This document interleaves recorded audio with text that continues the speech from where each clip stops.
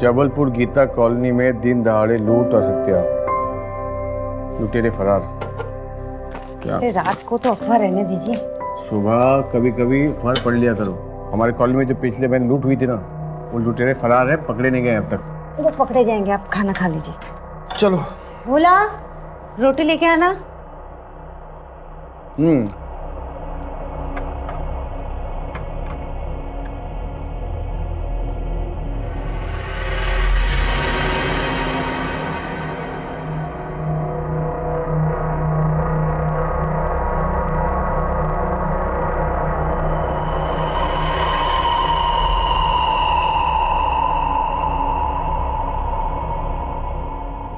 बोला पापड़ लेके।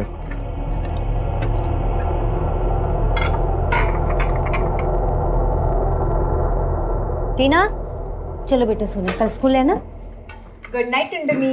मासी, मेरा नाम टिंटनी नहीं टीना है। अच्छा, गुड नाइट दीदी। गुड नाइट जीजू। Good night, good night, good night. और आप भी चलिए। सुबह तुम एक काम करो, टीना को लेके जाओ, मैं अभी आता हूँ, ठीक है? क्या आप इतने बड़े डॉक्टर के लत नहीं छोड़ते? जाओ, मैं आता हूँ। गुड नाइट बेटा।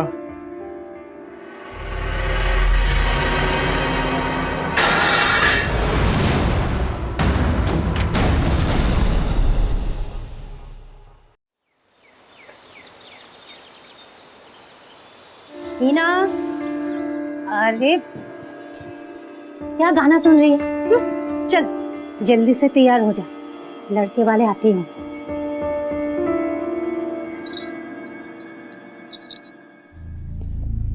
अभी तो तू अपने दीदी के पास रहने आई और अभी शादी करके चली जाएगी। ठीक है, तू जल्दी से तैयार हो जा, जल्दी से आ जाना, ठीक है?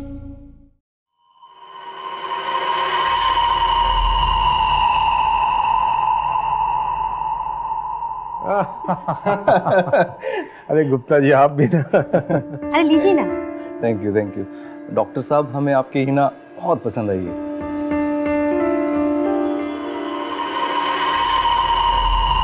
अच्छा जी, अब इजाजत दीजिए, ठीक है? चलिए, नमस्ते। मुझे तो लड़का और उसका परिवार दोनों ही बहुत पसंद आए। हमारी हीना बहुत खुश रहेगी। देखो शोभा, हिना सिर्फ 20 साल की है अभी इसे पढ़ने दो, कुछ करने दो, फिर सही समय आने पर वो शादी भी कर लेगी। इतनी जल्दी क्या है? तो क्या उसे सारी जिंदगी घर में ही बिठा के रखना है? देखो ऐसा है, उसके अच्छे बुरे का पता है मुझे। तुम एक काम करो, लड़के वाले को सुबह मना कर दो।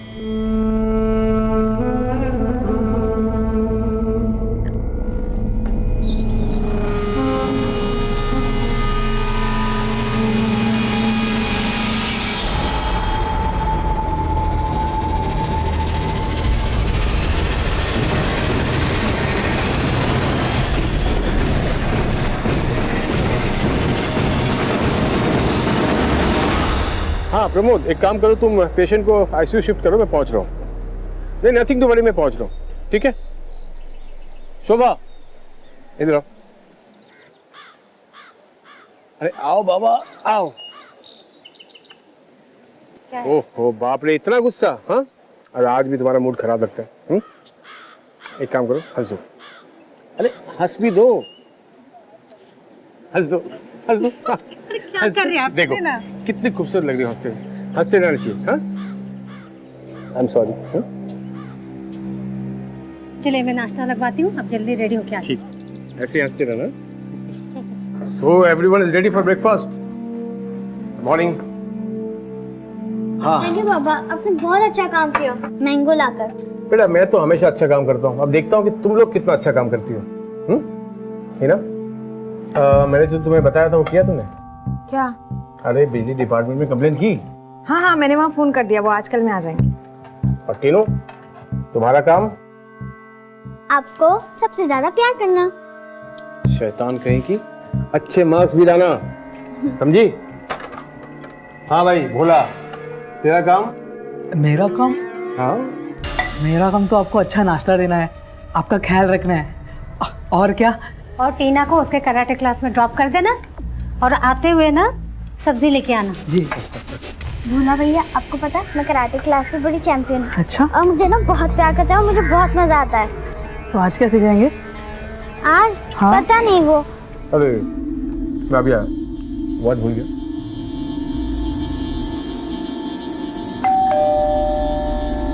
तू नाश्ता कर, शायद बिजली विभाग वाले लोग आए होंगे, मैं देखती हूँ।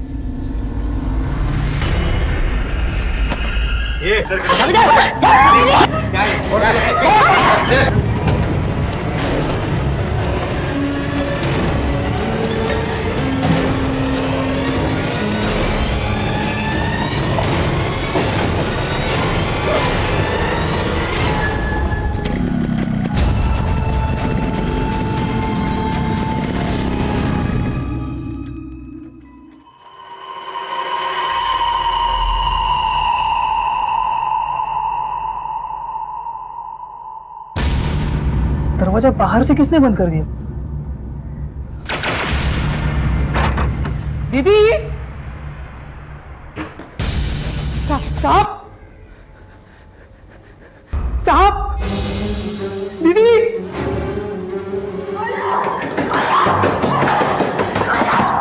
दीदी,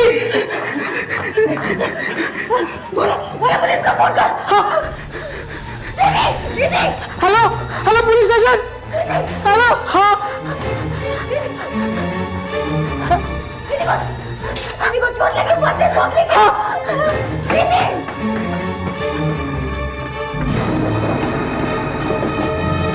किधर दीदी?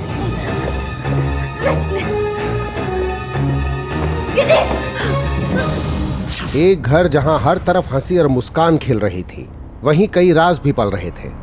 जहां रिश्तों में गर्माहट थी, वहीं रात की काली परछाई अपनों पे पड़ रही थी।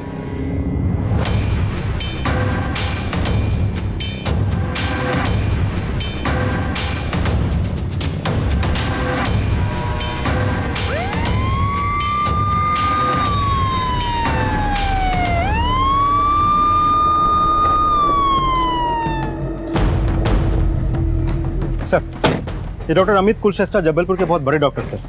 पिछले महीने हुई वारदात की तरह ये भी लूटपाट का ही मामला लग रहा है सर। जिस वक्त हमला हुआ उस वक्त घर पे डॉक्टर अमित कुलश्रेष्ठा, उनकी पत्नी शोभा कुलश्रेष्ठा, उनकी साली हिना परिहारी थी। उनकी छोटी बच्ची भी है सर, टीना, लेकिन उस वक्त वो घर पे नहीं थी। घर का नौकर है भोला, उस वक्त वो भी नहीं था।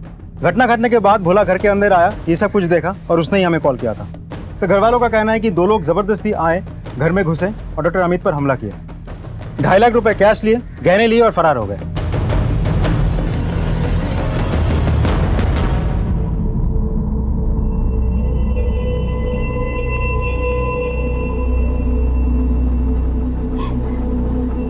मैडम, आपने उन्हें देखा तो होगा, वो दिखने में कैसे थे?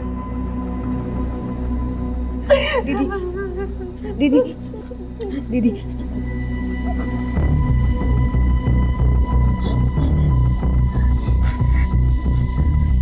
पता नहीं सर, उन लोगों ने हेलमेट पहना हुआ था, काला चश्मा था आंखों में, बाकी चेहरा गमछे से ढका हुआ था। मेरे सामने उन लोगों ने। आपने बिना देखे ऐसे कैसे दरवाजा खोल दिया? सर, हमारे घर में कुछ दिनों से मीटर में कुछ प्रॉब्लम आ रही थी, तो हमने बिजली विभाग में फ़ोन करके कुछ लोगों को बुलाया था। मुझे लगा वही लोग हैं, इसलिए मैंने पीप होल से देखे बिना ही दरवाज़ा खोल दिया। और जैसे ही मैंने दरवाज़ा खोला, उसने मुझे धक्का दिया और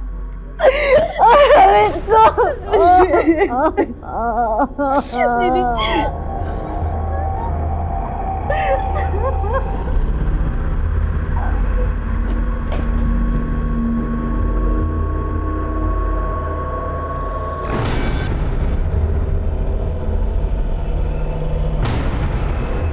सर, बड़ी अजीब बात है। घर में रॉबरी हुई है, लेकिन सामान तो कुछ भी बिखरा हुआ नहीं है, सब कुछ ठीक ठाक है। इसका मतलब है रॉबरी करने वालों को सिर्फ कैश और गहनों से ही मतलब था। जब ये सब हुआ तुम यहीं थे ना? नहीं साहब, हम तो टीना बेबी को उसके कराटे क्लास छोड़ने गए थे, और जब हम वापस आए तब देखा दरवाज़ा बाहर से बंद था। हमने दरवाज़ा खोला, अंदर देखा पूरा खून खून था, और हमारे डॉक्टर साहब खून में लथपथ पड़े थे। और वो लोग जाते जाते हमारी मैडम और हिना दीदी को बाथरूम में बंद करके चले गए।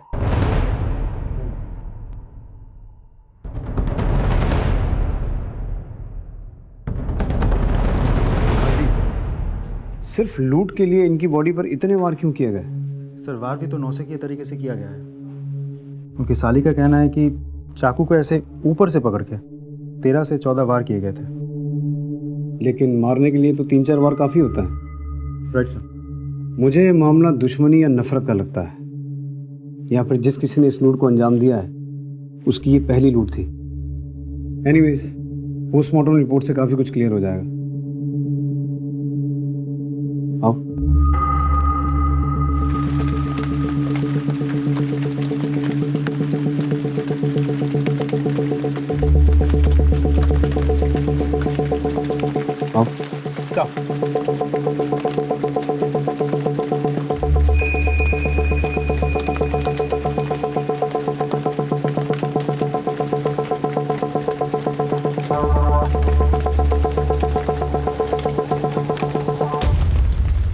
राजदीप, इस सीसीटीवी के अलावा आसपास जितने भी सीसीटीवी हैं सबकी फुटेज निकलवाओ, और घर वालों से वो जो गहने चोरी हुए हैं उनके बिल्स या फोटोग्राफ्स जो भी इन्फॉर्मेशन मिले वो कलेक्ट करो। और सर पिछले महीने भी इस इलाके में जो लूटपाट की घटना घटी थी उसके लुटेरे अभी तक पकड़े नहीं गए। उस केस की फाइल को इसके साथ मैच करके देखो, शायद कोई क्लू हाथ लगे। Right sir.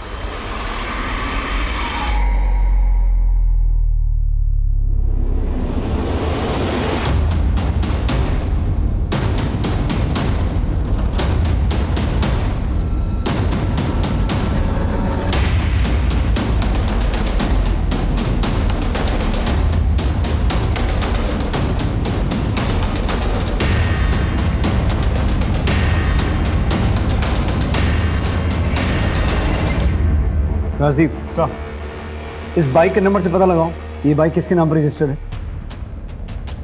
और इस दूसरे क्लिप में जो पान वाला नजर आ रहा है उससे कुछ इन्फॉर्मेशन निकालो। Okay sir. सर, ये उन चोरी हुए गहनों के फोटोज। इन्हें सभी ज्वेलर्स के पास सर्कुलेट करवाओ और उन्हें कहो कि अगर कोई इन्हें बेचने की कोशिश करे तो तुरंत हमें इन्फॉर्म करें। सर,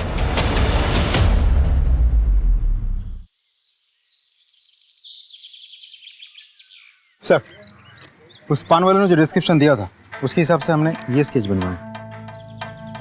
ये आदमी उनमें से नहीं है जिन्होंने पिछले महीने की लूट की वारदात को अंजाम दिया था। ये देखो।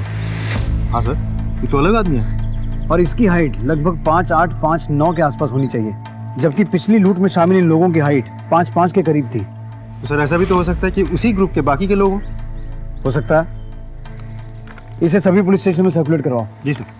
सर वो लोग जो बाइक लेकर आए थे वो किसी सुनील जोशी का नाम पर रजिस्टर्ड है। सुनील जोशी? बुलाओ सर। सर आओ। सर यही है सुनील जोशी। तुम्हारी हाइट कितनी है? सर 5'8". क्यों? बैठो, तसल्ली से बात करते हैं। ये बाइक तुम्हारी है ना? सर नंबर तो सेम है सर, लेकिन बाइक मेरी नहीं है। 21 जून को तुम कहाँ थे? सर मैं ऑफिस में ही था। आप चाहें तो इंक्वायरी कर लीजिए सर, और मेरी बाइक भी ऑफिस की पार्किंग में खड़ी थी। ठीक है, जा सकते हो। Thank you sir. सर आपने इसे जाने क्यों दिया? सिर्फ बाइक का नंबर सेम होने से उसे पुलिस का मेहमान नहीं बना सकते हैं, लेकिन जो लड़के इस सीसीटीवी फुटेज में दिखाई दे रहे हैं उनकी हाइट भी 5'8", 5'9" के आसपास की थी। इसके ऑफिस से कंफर्म करो ये सही बोल रहा है कि नहीं। सर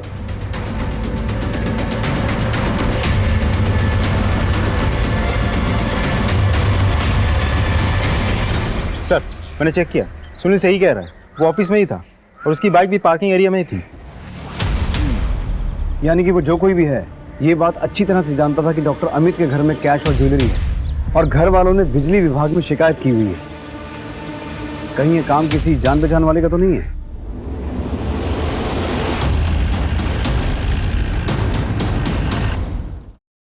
देखिए, हम आपकी हालत समझ सकते हैं, लेकिन आपका बयान हमें मुजरिमों तक पहुंचा सकता है।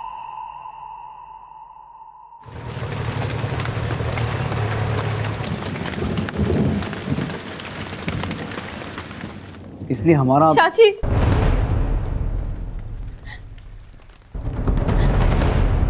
चाची, ये कौन है? ये मेरी भतीजी प्रिया है सर, अहमदाबाद में रहती। क्या ये हम बैठ सकते? जरूर। शोभा जी, मुझे आपसे सिर्फ एक बात जाननी है कि डॉक्टर अमित की किसी के साथ कोई दुश्मनी थी या कोई ऐसा जो डॉक्टर अमित से नफरत करता हो? मुझे मालूम नहीं सर। किसी भी तरह की दुश्मनी, कोई झगड़ा, अनबन? नहीं सर, डॉक्टर साहब बहुत ही अच्छे इंसान थे, उनकी किसी से कोई दुश्मनी नहीं थी सर। वो तो ऐसे इंसान थे जो हमेशा दूसरों की मदद के लिए खड़े रहते थे सर। जैसे कि आपने कहा कि वो लोग आपके घर से 2.5 लाख नकदी लेकर गए, आप लोग हमेशा इतने पैसे घर पे रखते थे? नहीं सर, डॉक्टर साहब इतना सारा कैश कभी नहीं रखते थे। वो तो लोन का पैसा था जो उनको किसी को देना था। किसको देना था? डॉक्टर साहब की पहली पत्नी बिंदु को। उनको देने के लिए उन्होंने पर्सनल लोन लिया था सर। पहली पत्नी? जी सर। डॉक्टर साहब और मेरी जब शादी हुई थी तो वो तलाकशुदा थी, लेकिन डॉक्टर साहब और बिंदु की बिल्कुल बनती नहीं थी सर। लेकिन ये 7 साल पहले की बात है सर। तो आपको क्या लगता है बिंदु कुछ कर सकती है? मुझे नहीं पता सर, लेकिन कुछ दिन पहले पैसों के लिए बहुत बड़ा झगड़ा हुआ था। कैसे समझाऊं इंजेक्शन? और जोर जोर से हंस लो। बहुत हंसी आ रही है ना मेरी जिंदगी बर्बाद करके। चलो निकलो यहाँ से, मुझे इनसे कुछ बात करनी है। 1 मिनट शोभा। बिंदु, शोभा मेरी पत्नी है, तुम्हें जो कुछ भी कहना है इसके सामने कहो। ठीक है, मुझे पैसे चाहिए। तुम्हें कितनी बार कह चुका हूं कि तुम्हें देने के लिए मेरे पास इतने पैसे नहीं है। मुझे देने के लिए पैसे नहीं है? हाँ, मुझे पैसे चाहिए, वरना कोर्ट कचहरी का रास्ता मुझे भी पता है। तुम डॉक्टर साहब से इतनी बदतमीजी से बात नहीं कर सकती। ये तो मैं बहुत इज्जत से बात कर रही हूँ। तूने मेरी बदतमीजी कहाँ देखी है? देख लूंगी मैं तुम दोनों को। तलाक के समय में भी डॉक्टर साहब ने बिंदु को बहुत सारा पैसा दिया था सर, लेकिन कोई लिखा पढ़ी नहीं की गई थी और इतने सालों में उसने भी कुछ नहीं कहा सर। लेकिन कुछ दिनों पहले से वो पैसों के लिए अड़ गई।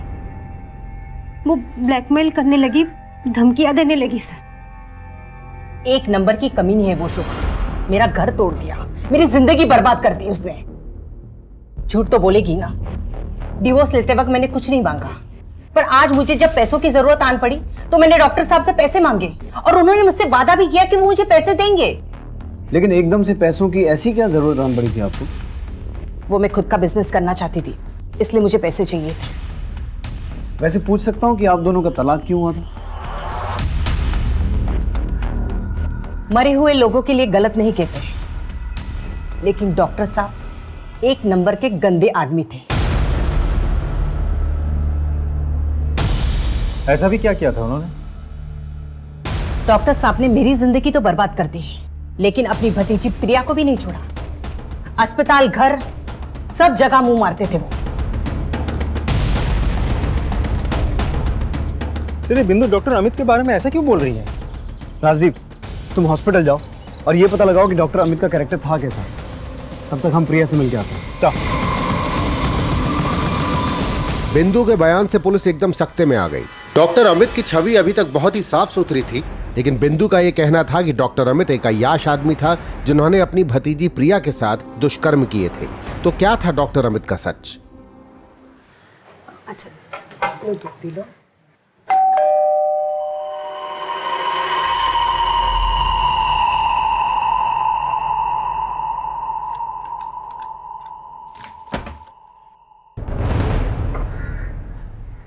दीदी,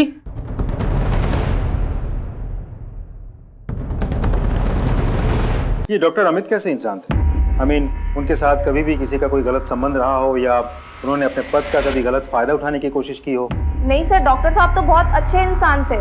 उन्होंने तो कभी किसी का बुरा ही नहीं किया था। बिंदु जी ने हमें बताया कि डॉक्टर अमित का कैरेक्टर ठीक नहीं था। उनके अलग अलग लड़कियों के साथ रिलेशंस थे। सर, मेरे दोनों बच्चों को पढ़ाई का खर्चा उन्होंने उठाया। कोई कैसे ऐसे आदमी के बारे में बुरा सोच सकता है सर? उनका तो ये भी कहना है कि डॉक्टर अमित का आपकी भतीजी प्रिया के साथ भी नाजायज संबंध है। नीच औरत है सर। मेरे और डॉक्टर साहब के प्यार से शुरू से जलती थी, और वो प्रिया के बारे में ऐसा कैसे बोल सकती है सर?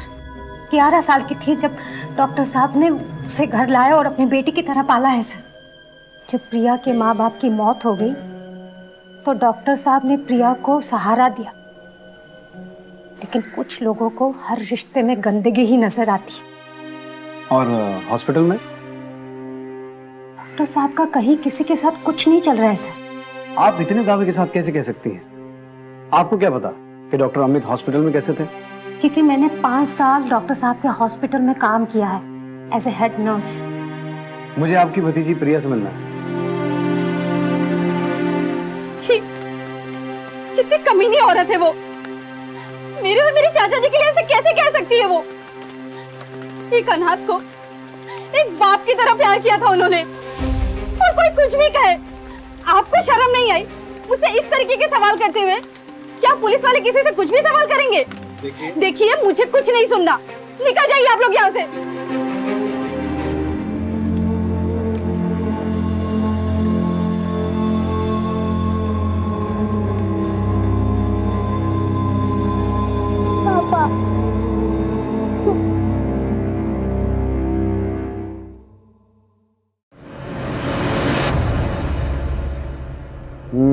बेटा, इस बार रानी तो मेरी होगी, इस बार नहीं जाने दूंगा मैं। ए, टीना, नहीं पापा मेरी रानी। नहीं नहीं, तुम्हारी नहीं, cheater, you are cheater, you are cheater. नहीं, इधर आ, रानी तुम्हारे पास है और मेरी गुड़िया रानी मेरे पास है। पापा, पापा मिस यू पापा। पापा आ जाओ ना पापा। पापा, पापा प्लीज, पापा, पापा, पापा प्लीज बच्चे चुप हो जाओ। मौजी, मौजी, मौजी। बाबा नहीं रो, चुप हो जा प्लीज, प्लीज, सब ठीक हो जाएगा, चुप हो जा प्लीज, लो पी लो। पापा, पापा, पापा, पापा, पापा,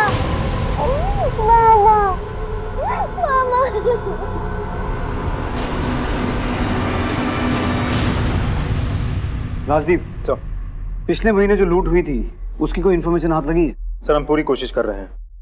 सर, ये डॉक्टर अमित की postmortem report. Sir, doctor Amit के गले और सीने पे 13 वार किए गए थे, लेकिन पोस्टमार्टम रिपोर्ट में डॉक्टर ने यह मेंशन किया है कि शुरुआत के 3 या 4 वार में ही डॉक्टर अमित मर गए थे, फिर भी वो उसे मारता रहा। अब तो मुझे पक्का यकीन है ये लूट के लिए किया गया कत्ल नहीं था। कोई तो है जो डॉक्टर अमित से नफरत करता है। इसे लूट की शक्ल देने की कोशिश तो की गई है, लेकिन असली मकसद डॉक्टर अमित की हत्या ही थी। सर, एक और बात, हिना ने हमसे कहा था कि उसने उस दिन बिजली विभाग में कॉल किया था, लेकिन हमारे इंक्वायरी के हिसाब से डॉक्टर अमित के घर की कोई भी कंप्लेंट बिजली विभाग में दर्ज ही नहीं। और हिना के कॉल रिकॉर्ड्स के हिसाब से भी उसने बिजली विभाग में कॉल किया ही नहीं था। तुमने बताया था कि तुमने बिजली विभाग में शिकायत दर्ज करवाई थी और वहां से कोई आने वाला था, लेकिन जब हमने पता किया तो वहां तो ऐसी कोई शिकायत दर्ज ही नहीं हुई है। क्या तूने बिजली विभाग में शिकायत नहीं की? बोलो। सब मेरी वजह से हुआ है। मैंने कॉल नहीं किया था, जीजू ने मुझसे कहा था कॉल करने के लिए, पर मैं उस वक्त किताब पढ़ रही थी और मेरे ध्यान से ही निकल गया। फिर दीदी ने भी कहा था फोन कर लेना, पर मैंने सोचा मैं बाद में कर लूंगी। और जब जीजू ने दोबारा मुझसे पूछा तो मैंने कह दिया हाँ मैंने कॉल कर लिया है, और मैं कॉल करती उसके पहले ही सब कुछ हो गया। तो ये बात तुमने पहले क्यों नहीं बताई? सर, मैं बहुत घबरा गई थी।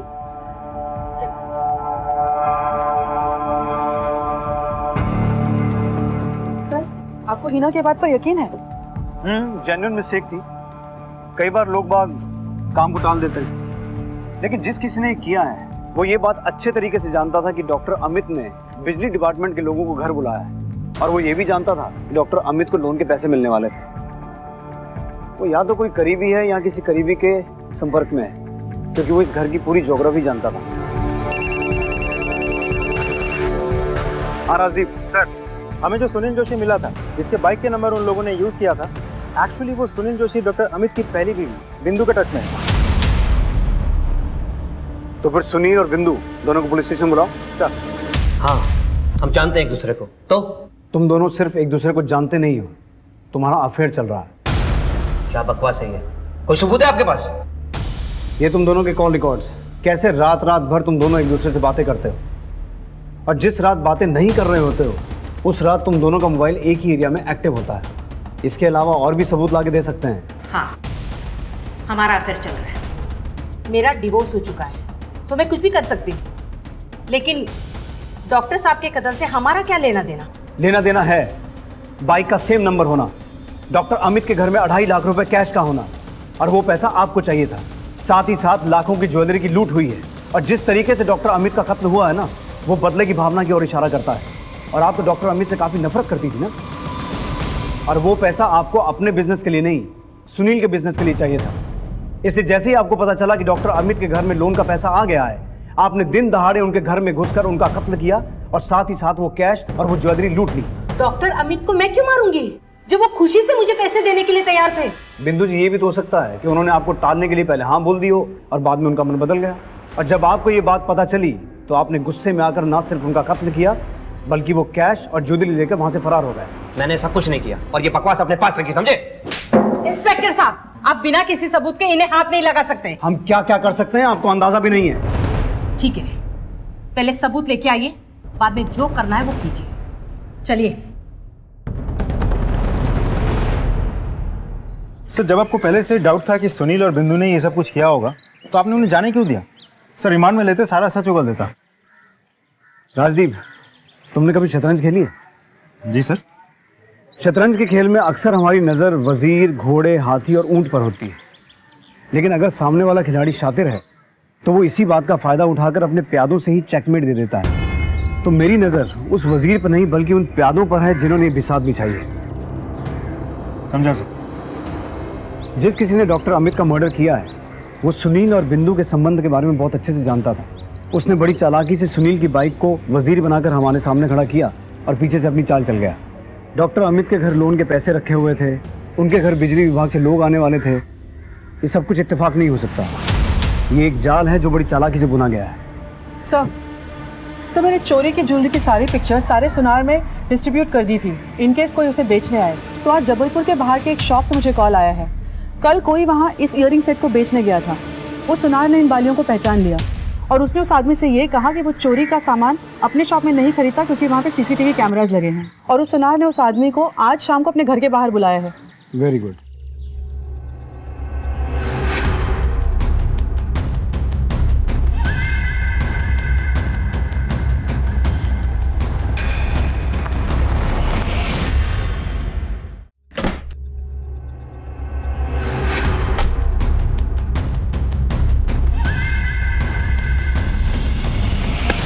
पैसे तो मिल जाएंगे, पहले बाकी के गहने कहाँ हैं वो।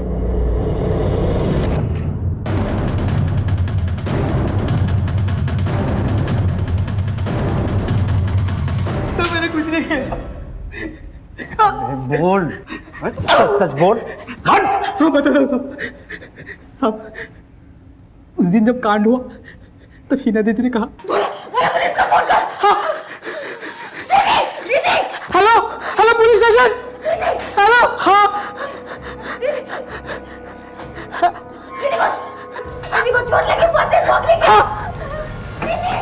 और फिर ऊपर दवाई का डिब्बा लाने चले गए और जब आ रहे थे तब हमें वो झुमके दिखाई दिए।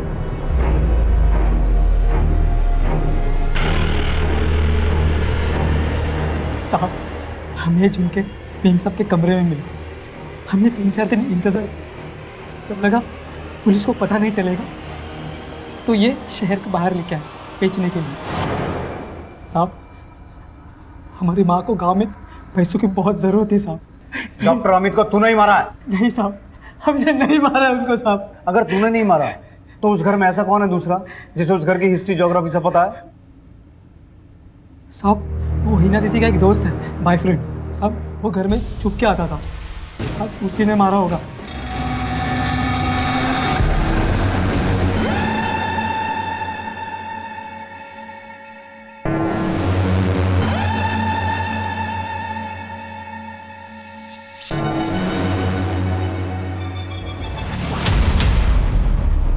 साहब वही लड़का उसके अगले दिन भी आया था दोपहर में डॉक्टर साहब से मिलने।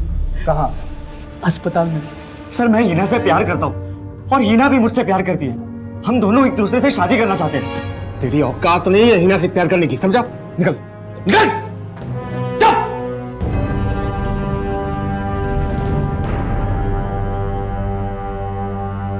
उसके अगले दिन तो पूरा कांड हो गया।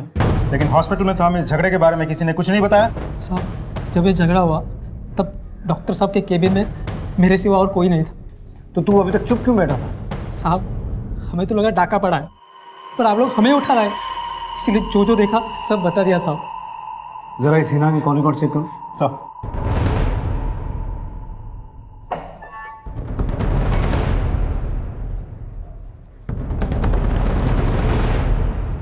सर, हो सकता है भोला सही कह रहा हो, क्योंकि हिना अक्सर ध्रुव नाम के एक लड़के के साथ फोन पे बात किया करती थी और उस दिन भी हिना ने ध्रुव के मोबाइल पे फोन किया था, बिजली विभाग में नहीं।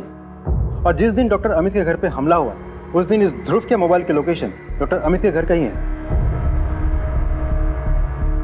सर आप बताएंगे हिना को यहाँ क्यों बुलाया है? हम कुछ नहीं बताएंगे, अब जो भी बताएगी वो हिना बताएगी। बोलो हिना। 21 जून को तुमने बिजली विभाग में फोन नहीं किया था, बल्कि तुमने किसी और को फोन करके अपने घर बुलाया था। किसे फोन किया था?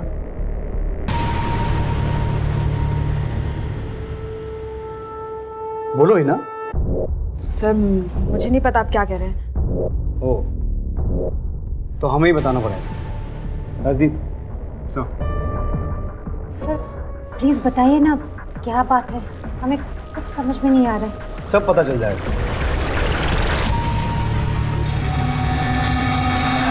ध्रुव ये कौन है सर? जैसा कि हिना ने बताया ये ध्रुव है, हिना का बॉयफ्रेंड। 21 जून को हिना ने ध्रुव को फोन करके अपने घर बुलाया था। यार तेरा जीजू तो मेरी मानने वाला है नहीं, ऊपर से मुझे बेइज्जत करके भी निकाल दिया। मैंने तो तुम्हें कहा था ना, जीजू से बात करके कुछ नहीं होगा। अच्छा ऐसा करो, दीदी घर पर ही हैं, तुम उनसे आके बात कर लो, वो मान जाएंगे। पता नहीं तेरे चक्कर में और कितने पापड़ बेलने पड़ेंगे।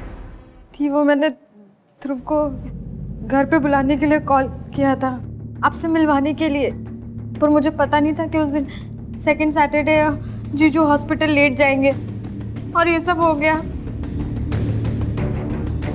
जी सर, मैं हिना की जीजू से बात करने के लिए हॉस्पिटल गया था, जहां डॉक्टर अमित ने धक्के मार के तुझे अपने कैबिन से बाहर निकाल दिया। जी बिल्कुल। तो तुझे गुस्सा तो आया होगा? आया था सर, पर उतना भी नहीं जितना कि आप लोग सोच रहे हैं। सर अगर आपको ये लगता है कि गुस्से में आके मैंने उनका मर्डर किया तो आप गलत है। सर मैं सिर्फ हिना से शादी करना चाहता था, इसलिए उसकी बहन को मिलना मैं उसके घर गया था, बस। क्या हुआ आंटी? आपको पता नहीं डॉक्टर अमित का खून हो गया है, पैसे जेवर सब लेके चले गए। मेरी हिम्मत ही नहीं हुई सर, मैं डर गया इसलिए बाहर से ही निकल गया। राजदीप सर कहानियां अच्छी बनाता है, लेकिन ये नहीं जानता कि पुलिस वाले कहानियों से बहलते नहीं हैं। इसे इसी लॉकअप में रखो।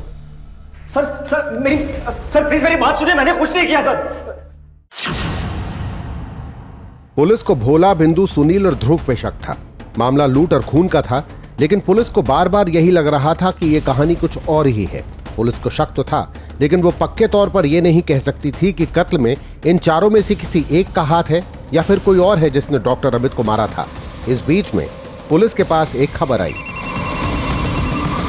हेलो सर, पिछले महीने हुए लूट के आरोपी पकड़े गए हैं। आज शाम तक हमारी दूसरी टीम उन्हें थाने ले आएगी। ओके सर, पिछले लूट के आरोपी पकड़े गए हैं।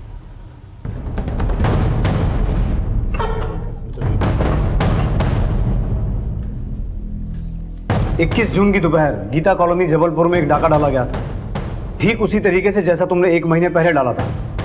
इन लोगों ने भी हेलमेट पहने हुए थे, सनग्लासेस चढ़ाए हुए थे और चेहरे पे गमछा बांधा हुआ था। जी नहीं साहब, उस लूट में लोगों ने हमें मार मार के हमारा हेलमेट तोड़ दिया और हमारा चेहरा देख लिया। स्केच देखो, तुम्हारे ग्रुप का आदमी है ये? जी नहीं साहब, ये मेरे गिरोह का नहीं है। हम कैसे मानने कि तू सच बोल रहा है? हो सकता है तो अपने साथी को बचाने की कोशिश कर रहा। जी नहीं साहब, हम उस लूट के बाद जबलपुर से बाहर चले गए थे और रायपुर में हम अंडरग्राउंड हो गए। सर, हमने अपनी पूछताछ में वेरीफाई किया है, ये सही कह रहा है। Suspect number 1 Sunil Joshi. Doctor Amit के घर जो लूट हुई थी और उस लूट में जो बाइक इस्तेमाल हुई थी, उस बाइक का नंबर इसकी बाइक से मैच करता है। सस्पेक्ट नंबर 2 बिंदु, इसे डॉक्टर अमित से लोन के पैसे चाहिए थे। सस्पेक्ट नंबर 3 भोला, ये सोने के झुमके बेचता हुआ पकड़ा गया। राजदीप, एक ही तरह की 2 वारदातें हुई हैं और दोनों का मोडस ऑपरेंडी ऑलमोस्ट सेम है। पिछले महीने जो वारदात हुई थी उसके दोनों एक्यूज हमारी हिरासत में हैं, लेकिन उनका कहना है कि डॉक्टर अमित के घर जिन लोगों ने वो वारदात को अंजाम दिया वो इनके गैंग के नहीं है। और जिन लोगों ने डॉक्टर अमित के घर हुई लूट को अंजाम दिया था वो पान वाले से डॉक्टर अमित के घर का एड्रेस पूछ रहे थे। आखिर ये माजरा क्या है? तुम बाइक लाए हो? Yes sir. चलो।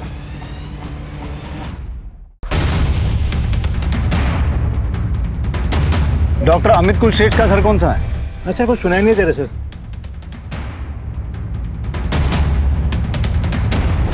डॉक्टर अमित कुलश्रेष्ठ का घर कौन सा है? आगे।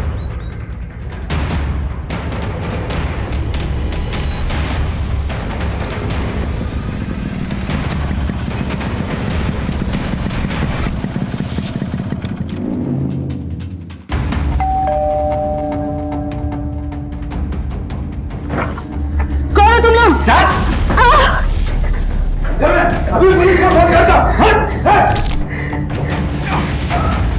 तिजोरी की चाबी दो। स्टॉप। राजदीप, तुम्हें कैसे पता कि तिजोरी ऊपर है? सर कितनी बार तो आ चुके हैं हम। स्टार्ट, जाओ। तुम दोनों इधर आओ, इधर आओ।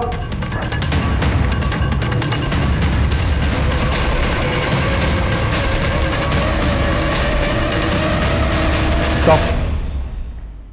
राजदीप, तुम्हें कैसे पता कि कौन सी चाबी है? सर कौन सी ये तो नहीं पता, एक एक करके सब ट्राई करते हैं। राइट। इस तिजोरी को फोरेंसिक जांच के लिए भिजवाओ और ये पता लगवाओ कि क्या इस तिजोरी को बार बार गलत चाबी लगा के खोलने की कोशिश की गई थी। Sir continue.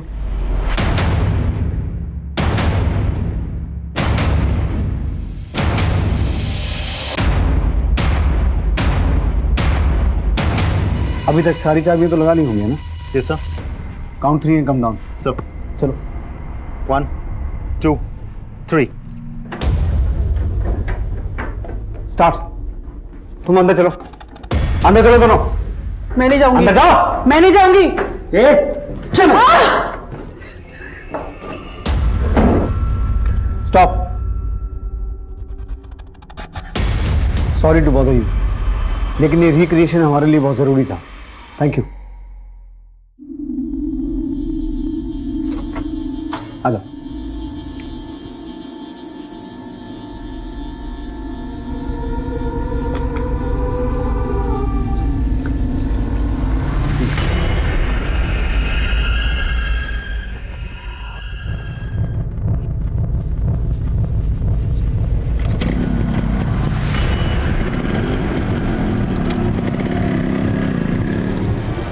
Wait 20 minute. चलो।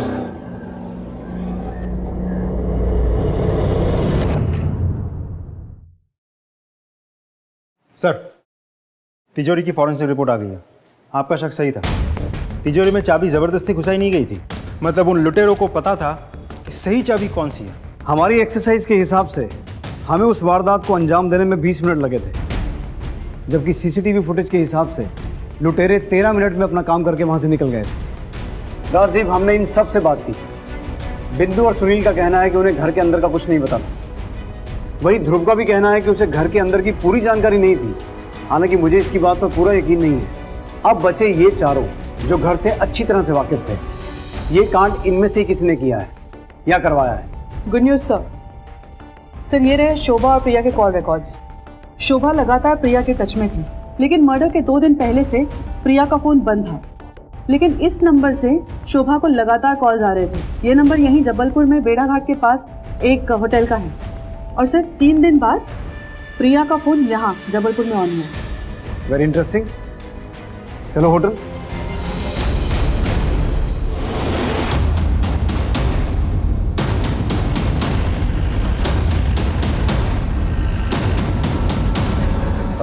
Excuse me. Yes sir. Sketch देखिए ज़रा, ये आदमी आपके होटल में आया था? सर यहाँ इतने लोग आते हैं, सबका चेहरा याद रखना मुश्किल है। तो फिर ये बताइए कि आपके होटल से बार बार फ़ोन क्यों किया जा रहा था? ये आपके होटल के नंबर है ना? हाँ सर, हमारे होटल का नंबर है। तो ज़रा चेक कीजिए इतने सारे कॉल्स किसने किए। सर रूम नंबर 301 कोई लेडी थी, प्रिया मेहता।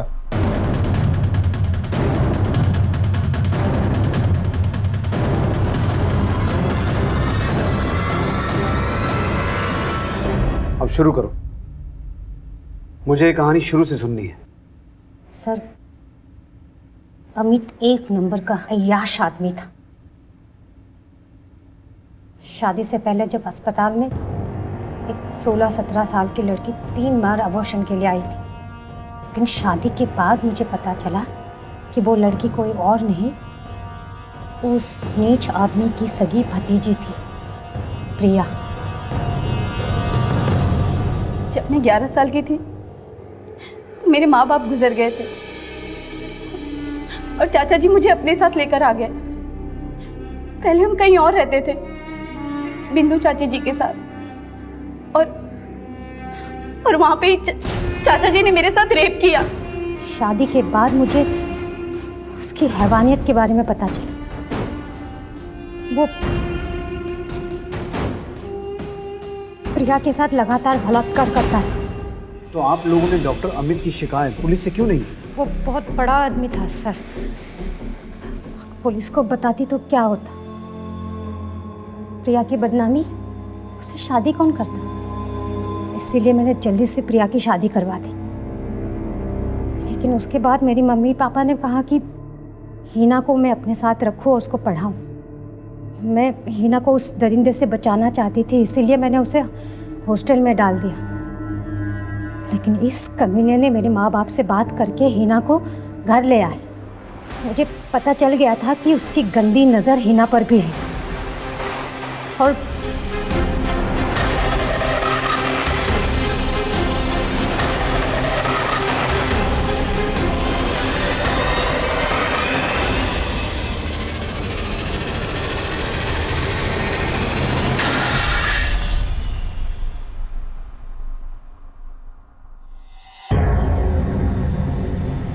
शोभा चाची ने मुझे कॉल करके बताया कि चाचा जी की बुरी नज़र अब हीना के ऊपर है, इसीलिए मैंने सारी बात अपने पति को बता दी और उन्होंने अपने 2 दोस्तों के साथ मिलकर उस दरिंदे को मार दिया। मुझे कोई दुख नहीं है उसको मारने का, लेकिन आपने उन्हें मारकर ना सिर्फ अपनी प्रिया की बल्कि अपनी बेटी की भी जिंदगी बर्बाद कर दी। शोभा और प्रिया के बयान पे पुलिस ने उन दोनों अपराधियों दिलीप शर्मा और मनोज कुमार, जिन्होंने डॉक्टर अमित का खून किया था, को अपनी हिरासत में ले लिया और अब शोभा और प्रिया भी सलाखों के पीछे थे।